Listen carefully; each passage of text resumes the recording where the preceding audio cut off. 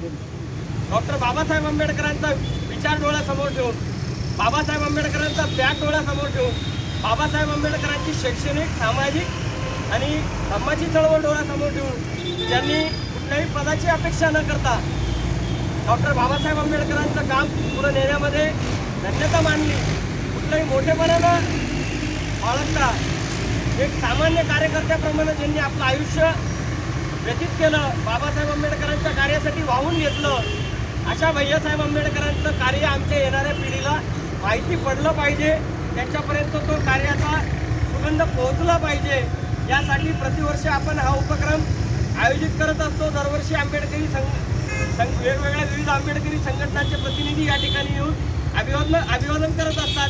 पण हे अभिवादन करत असताना आपण सगळ्यात नवीन पिढीला हा प्रश्न पडला पाहिजे की भैयासाहेब आंबेडकर कोण होते, त्यांनी काय कार्य केले.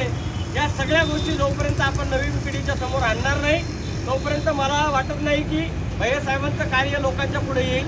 कारण आपल्या चळवळीमध्ये बाबासाहेब आंबेडकरांनंतर ज्या ज्या माणसांनी योगदान दिलं त्या माणसांना कालबाह्य करण्याचं काम मोठ्या प्रमाणात चालू झालेलं आहे. आणि भैयासाहेबांनाही अशा पद्धतीनं दुर्लक्षित करण्यात आलेलं होतं, समाजापासून बाजूला ठेवण्यात आलेलं होतं. आंबेडकरी कुटुंबानंतर किंवा आंबेडकरी कुटुंबाच्या समर्थकांनंतर भैयासाहेब आंबेडकरांच्या संदर्भाने एक उदासीनतेचं वातावरण, भैयासाहेब आंबेडकरांना दुर्लक्षित ठेवण्याचं वातावरण निर्माण झालेलं होतं. परंतु खऱ्या अर्थानं बाबासाहेब आंबेडकरांचा सुपुत्र म्हणून शोभेल, बाबासाहेब आंबेडकरांचं कार्य जगामध्ये घेऊन जाईल असा एकमेव सुपुत्र होते भैयासाहेब आंबेडकर, ज्यांनी बाबाच्या चैत्यभूमीला आपण दरवर्षी 6 डिसेंबरला मोठ्या संख्येनं जातो. त्या चैत्यभूमीची जर निर्मिती कोणी केली असेल, त्या चैत्यभूमीची संकल्पना जर कोणी मांडली असेल तर ती भैयासाहेब आंबेडकरांची संकल्पना होती. बाबासाहेब आंबेडकरांच्या महापरिनिर्वाणानंतर बाबासाहेबांचं राहिलेलं मोठं भारताचं जे स्वप्न होतं ते स्वप्न पूर्ण करण्यासाठी भैयासाहेब आंबेडकरांनी पूर्ण भारत पिंजून काढला. ठिकठिकाणी धम्मदीक्षेचे कार्यक्रम आयोजित केले आणि केवळ कार्यक्रम आयोजित केले नाही तर बाबासाहेब आंबेडकरांनंतर जी रिपब्लिकन पक्षाची जी शक्ल झाली होती ती शक्ल थांबवण्यासाठी, रिपब्लिकन ऐक्याच्यासाठी भैयासाहेब आंबेडकरांनी मोठे प्रयत्न केले, ज्याच्यामध्ये त्यांनी कुठल्याही नेतृत्वाची पदाची अपेक्षा केली नाही. केवळ बाबासाहेब आंबेडकरांचं काम किंवा बाबासाहेब आंबेडकरांची स्वप्न पूर्ण करण्याच्या दृष्टीने भैयासाहेब आंबेडकरांनी आपल्या आयुष्याला वाहून घेतलेलं होतं.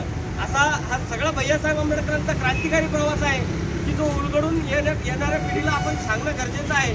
कारण आपण असं जर आपल्या यांच्या षडयंत्रामधून आपल्या महामानवांना जर आपण दुर्लक्षित करत राहिलो तर येणाऱ्या पिढीसमोर आदर्श उरणार नाही. आणि भैयासाहेब आंबेडकर एक आदर्श पुत्र आहेत. भैयासाहेब आंबेडकर एक आदर्श आंबेडकरवादी नेतृत्व होतं की ज्यांनी बाबासाहेब आंबेडकरांच्या शैक्षणिक, सामाजिक, राजकीय आणि धम्माच्या चळवळीला गतिमान करण्याचं काम केलं. पीपल्स एज्युकेशन सोसायटीमध्ये मेंबर म्हणून कार्यरत असताना भैयासाहेब आंबेडकरांनी अनेक चांगले निर्णय घेऊन या सोसायटीला भरभराटीत आणण्याचा प्रयत्न केलेला होता. या सगळ्या गोष्टी आता आपल्याला पुन्हा एकदा नवीन पिढीच्या समोर नव्यानं मांडण्याची गरज आहे आणि त्याचाच हा उपक्रम आपण दरवर्षी या ठिकाणी राबवत असतो. रिपब्लिकन चळवळीतील ज्येष्ठ नेते आदरणीय श्रावणदादा गायकवाड यांना मी विनंती करतो की त्यांनी या ठिकाणी भैयासाहेब आंबेडकरांना आदरांजलीपर आपले मनोगत व्यक्त करा.